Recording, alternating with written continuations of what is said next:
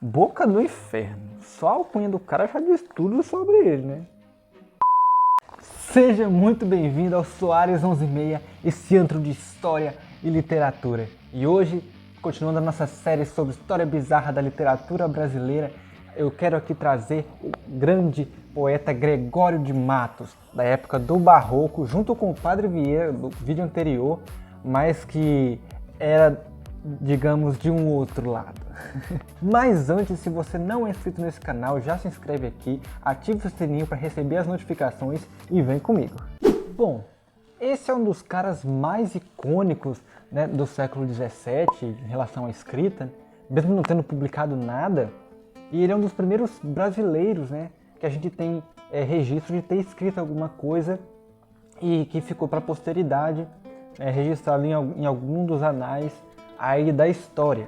Porque até então a gente tinha mais pessoas que escreveram no Brasil, mas que não eram exatamente brasileiras, né? Elas eram espanholas, portuguesas geralmente, alemãs até, mas escreveram, né, em terras brasileiras.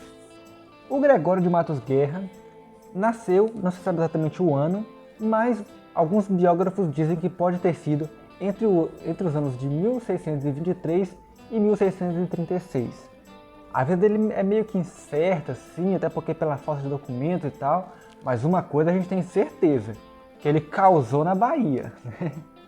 Ele nasceu, né, na cidade de Salvador, que na época era chamada de Cidade da Bahia, uma Bahia rica, né, próspera, era uma das poucas capitanias que geravam lucro já naquela época, principalmente pela mão de obra escrava, ali trabalhando nos engenhos de cana-de-açúcar, e o Gregório nasceu nesse meio. O avô dele, né, era um português que veio para o Brasil, se deu bem nos negócios, então o Gregório de Matos já nasceu, digamos, com o rabo virado para a lua, né? Já nasceu bem, nasceu estabilizado, né, numa casa nobre e tal, e logo ele foi estudar no Colégio dos Jesuítas, que era o maior até então em relação à educação aqui no país. E possivelmente um dos seus professores pode até ter sido o Padre Antônio Vieira, que eu falei no vídeo passado. Se você não viu, eu vou deixar aqui nos cards para você. E depois disso ele foi para Portugal, né, estudar humanidades. E aí quando ele voltou, ele já estava ali, já praticamente contratado como tesoureiro-mor da Sé. Voltou para Salvador, né, e ele começou a trabalhar em cargos públicos, muito relacionados também à igreja. E a vida dele estava às mil maravilhas, né? Até que ele recebeu meio que um convite, meio que quase obrigatório, de se tornar padre. Ele não aceitou, e aí ele foi demitido de todos os seus cargos, e isso causou nele uma revolta imensa, tanto pela igreja quanto pela sociedade em si, e é aí que ele vira o cara que vai ser chamado pela alcunha de Boca do Inferno. Ele foi demitido ali por volta de 1682, e dali em diante ele começou a fazer a sua poesia voltada para atacar toda a sociedade. Ele não poupava ninguém. Padres, nobres, governantes, juristas, todo mundo, até os mulatos, como ele chamava na época, ele atacava todo mundo. Ninguém ficou de fora da mira do Gregório de Matos.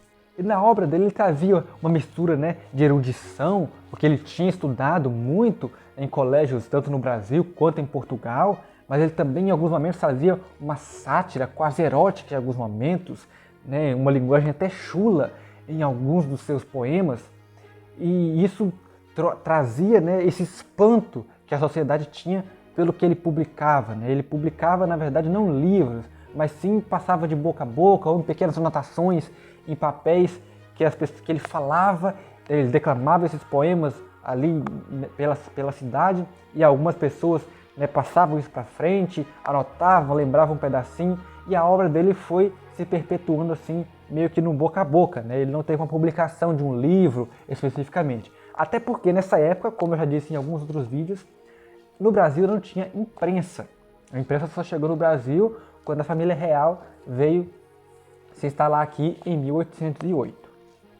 E em uma das maiores polêmicas em que ele se envolveu foi com o governador da Bahia nessa época, que era o Antônio Luiz. Olha só o que ele escreveu sobre o cara. Sal, cal e alho. caiam no teu maldito amém. A força de Sodoma e Gomorra em cinza te reduzam, esta amém. Tudo em fogo arda, tu e teus filhos e o capitão da guarda. E aí, por conta dessa rixa aí com o governador, ele foi ali perseguido pelos filhos do cara, depois de um tempo foi até julgado ali e foi degradado na África, mais precisamente em Angola, e nunca mais pôde botar os pés em Salvador.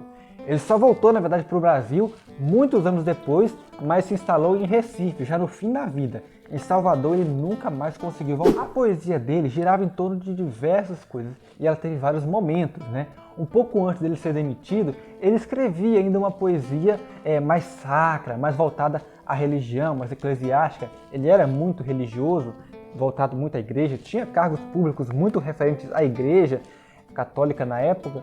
E aí só depois que ele foi demitido que ele resolveu rasgar o verbo mesmo, e a obra dele, né, foi encontrada, na verdade, a partir de alguns códices, alguns arquivos antigos que se encontravam, mas na verdade a gente não tem certeza de que todos os textos que se dizem ser escritos por ele foram realmente produzidos pelo Gregório de Matos. Porque como ele era um cara muito sátiro, né, ele era uma figura muito conhecida, muitas vezes outros poemas de outros autores desconhecidos ou até anônimos poderiam sim ter caído na mão dele, né? Ter caído como, na fama do povo como sendo escritos dele, mas na verdade foram escritos por outras pessoas.